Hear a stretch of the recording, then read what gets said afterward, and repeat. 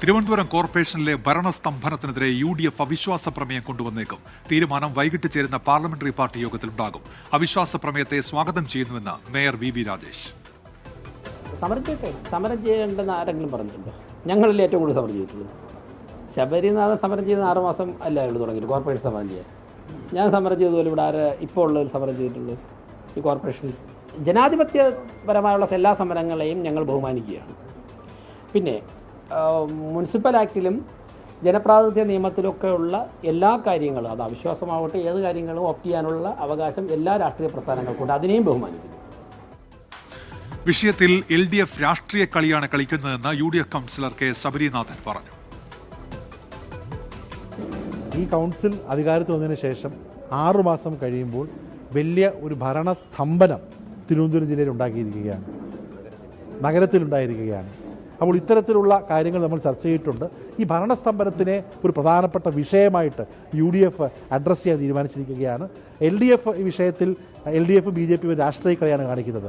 ഈ സുഗതൻ്റെ വിഷയം പോലും നിങ്ങൾ നോക്കുമ്പോൾ മനസ്സിലാക്കേണ്ടത് 27-ാം തീയതി ഏപ്രിലിൽ ഇലക്ഷൻ റിസൾട്ട് വരുന്നതിന് മുമ്പുള്ള കോർപ്പറേഷൻ കൗൺസിലിൽ അന്ന് ഒളിവിലാണെന്ന് പറയപ്പെടുന്ന സുഗതൻ എന്ന് പറഞ്ഞ വാഴോട്ടുമണത്തെ കൗൺസിലർ, അദ്ദേഹം ആ കോർപ്പറേഷനിൽ പിൻവാതിലിലൂടെ വന്ന് അദ്ദേഹം കൗൺസിലിൽ പങ്കെടുത്തിട്ടുണ്ട്.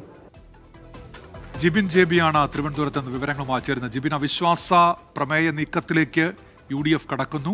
LDF എന്ത് നിലപാട് സ്വീകരിക്കുമെന്നുള്ളതും പ്രധാനപ്പെട്ടതാണ്. എന്തൊക്കെയാണ് വിവരങ്ങൾ ജിബിൻ?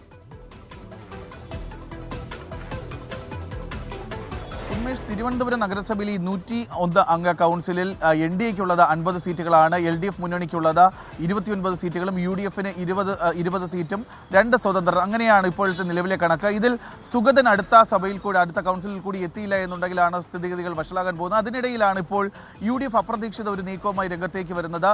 തിരുവനന്തപുരം നഗരസഭയിൽ കഴിഞ്ഞ കുറച്ച് ദിവസങ്ങളായി ഭരണസ്തംഭനമാണുള്ളത്. അതുകൊണ്ട് തന്നെ ഒരു അവിശ്വാസ പ്രമേയം മുന്നോട്ട് കൊണ്ടുവരാനുള്ള ഒരു നീക്കത്തിലാണ് UDF നേതൃത്വം ഇപ്പോൾ ഉള്ളത്. ഇന്ന് രാവിലെയാണ് KPCCയിൽ വെച്ച കൗൺസിലർമാരുടെ ഒരു യോഗം ചേർന്നത്. അതിലാണ് ഇത്തരത്തിലൊരു നീക്കത്തിലേക്ക് പോകാമെന്നുള്ള ഒരു സൂചനയിലേക്ക് എത്തിയത്. ഇന്ന് വൈകുന്നേരം ചേർന്ന പാർലമെന്ററി പാർട്ടി യോഗത്തിലായിരിക്കും ഇത് സംബന്ധിച്ചുള്ള അന്തിമ തീരുമാനത്തിലേക്ക്. പക്ഷേ ഇതിൽ ഏറ്റവും നിർണായകമെന്ന് പറയുന്നത് UDF അങ്ങനെ ഒരു അവിശ്വാസ പ്രമേയമായി മുന്നോട്ട് വന്നാൽ LDF അതിൽ എത്രമാത്രം സഹകരിക്കുമെന്നുള്ളൊരു കാര്യമാണ് ഏറ്റവും എടുത്തു പറയേണ്ടത്. കാരണം ഇന്ന് രാവിലെയും CPM നേതാക്കൾ പ്രതികരിച്ച സമയത്ത് അവർ പറയുന്നത് നഗരസഭയിൽ നടക്കുന്നത്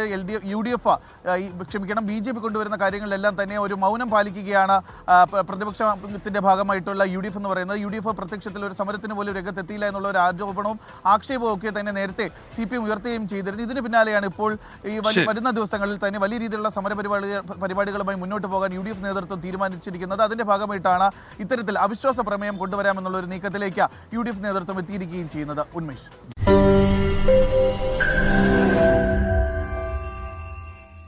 ലോകത്തെവിടെയായാലും ഏത് സമയത്തും 24 വാർത്തകളും ഓഗ്മെന്റഡ് റിയാലിറ്റി പാക്കേജുകളും എക്സ്പ്ലെയിനറുകളും വിശദമായി കാണാൻ ഞങ്ങളുടെ YouTube ചാനൽ നിങ്ങൾക്ക് സബ്സ്ക്രൈബ് ചെയ്യാം.